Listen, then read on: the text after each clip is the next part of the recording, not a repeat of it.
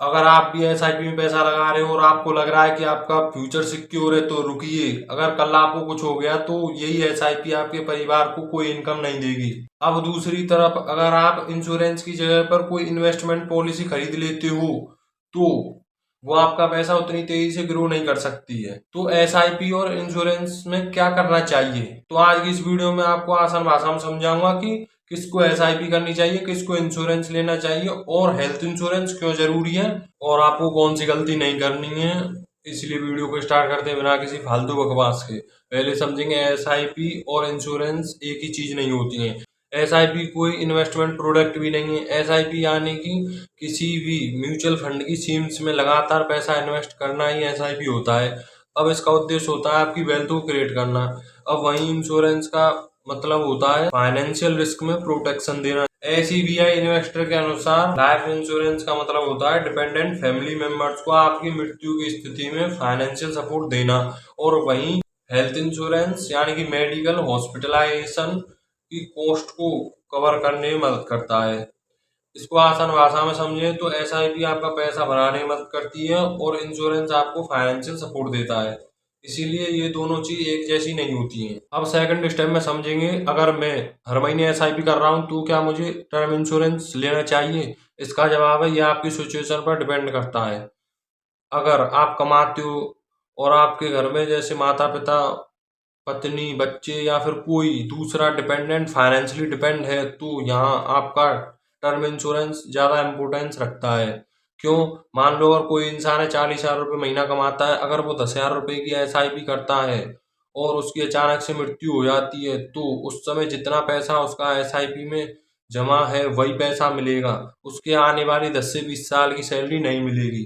अब यही काम करता है टर्म इंश्योरेंस। पॉलिसी की कंडीशन के अनुसार अगर इंश्योर्ड की मृत्यु होती है तब नॉमिनी को पॉलिसी में तय डेथ बेनिफिट्स मिल सकता है। इसीलिए कमाने वाले व्यक्ति का इंश्योरेंस का उद्देश्य इन्वेस्टमेंट और रिटर्न से ज्यादा अपनी इनकम प्रोटेक्शन होना चाहिए। अब सवाल आता है, अगर मैं अकेला हूँ और मेरी इनकम पर कोई भी डिपेंड नहीं है तो यहाँ पर चीज थोड़ी अलग हो जाती है। जैसे कि अब आप यंग हो, अनमैरिज हो और आपकी इनकम पर कोई भी फाइनेंशियली डिपेंड नहीं है तो आपको इतना बड़ा लाइफ कवर लेने की इसीलिए जरूरत नहीं है कि सब ले रहे हैं। आप डिसाइड कर सकते हो अपनी सिचुएशन को देखकर। लेकिन हेल्थ इंश्योरेंस की जरूरत एक अलग सवाल है, क्योंकि हॉस्पिटल का खर्च आपकी फैमिली की सेविंग और इन्वेस्टमेंट दोनों को नुकसान पहुंचा सकता है। इसीलिए फाइनेंशियल प्लानिंग में सिर्फ इन्वेस्टमेंट नहीं बल्कि रिस्क प्रोटेक्शन भी देखना जरूरी है।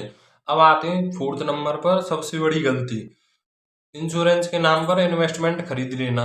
अब ध्यान देना, बहुत से लोग क्या करते हैं, वो सोचते हैं कि ऐसी पॉलिसी खरीद लेता हूँ जिसमें इंश्योरेंस भी हो और पैसा भी बनता रहे। अब कुछ इंश्योरेंस प्रोडक्ट में इन्वेस्टमेंट कंपोनेंट हो सकता है लेकिन उन्हें एसआईपी समझना सही नहीं होगा।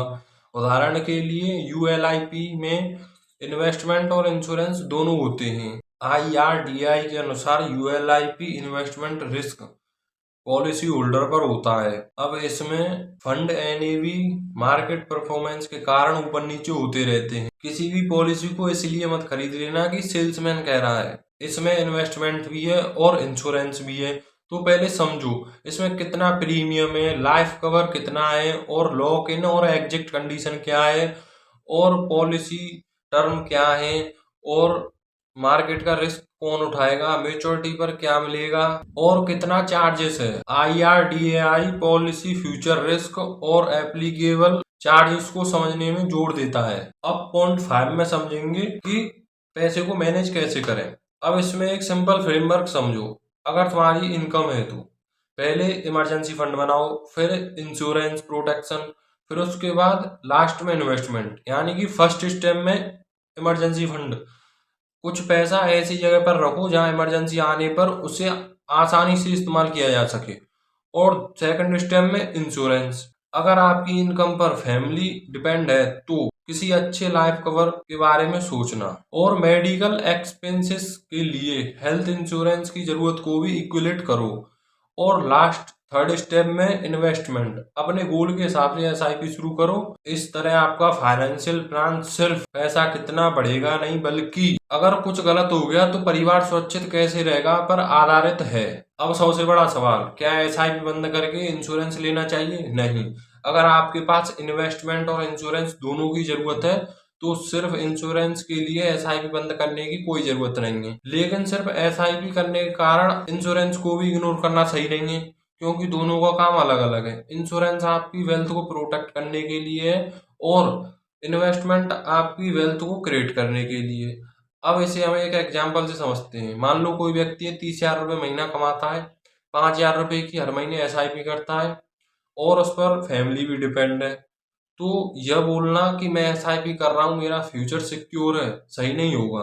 एसआईपी धीरे धीरे वेल्थ क्रिएट करेगी, लेकिन इनकम बंद होने की स्थिति में फैमिली को इमीडिएटली फाइनेंशियल प्रोटेक्शन की जरूरत हो सकती है। इसीलिए उसे अपनी इनकम डिपेंडेंटली, लायबिलिटी और एग्जिस्टिंग कवरेज को देखकर इंश्योरेंस प्लानिंग करनी चाहिए। एक और जरूरी बात, इंश्योरेंस को इन्वेस्टमेंट रिटर्न के लिए मत खरीदो और एसआईपी को इंश्योरेंस का रिप्लेसमेंट मत समझो, क्योंकि ये दोनों अलग अलग फाइनेंशियल टूल हैं। किसी भी इंश्योरेंस पॉलिसी या म्यूचुअल फंड को खरीदने से पहले उसके डॉक्यूमेंट, चार्जेस और रिस्क और पॉलिसी टर्म को समझना जरूरी है। इस वीडियो में आपको कुछ याद रखने की जरूरत है, तो वो ये है कि इंश्योरेंस आपकी इनकम बढ़ाने के लिए नहीं, बल्कि फाइनेंशियल रिस्क के लिए प्रोटेक्शन देने के लिए, और एसआईपी फाइनेंशियल प्रोटेक्शन के लिए नहीं बल्कि आपकी वेल्थ क्रिएट करने के लिए है। और अगर आप चाहो तो अगली वीडियो में एकदम प्रैक्टिकल तरीके से समझा सकता हूँ कि 20,000, 30,000 और 50,000 रुपए कमाने वाले व्यक्ति को अपनी इनकम कैसे डिवाइड करनी चाहिए, इमरजेंसी फंड, इंश्योरेंस, एसआईपी और जरूरी खर्च में कितना। और ये वीडियो अगर आपको यूजफुल लगी हो तो अभी चैनल को सब्सक्राइब करें, क्योंकि यहाँ पे मैं पर्सनल फाइनेंस को बिना किसी कॉम्प्लिकेट लैंग्वेज के समझाने की कोशिश करता हूँ।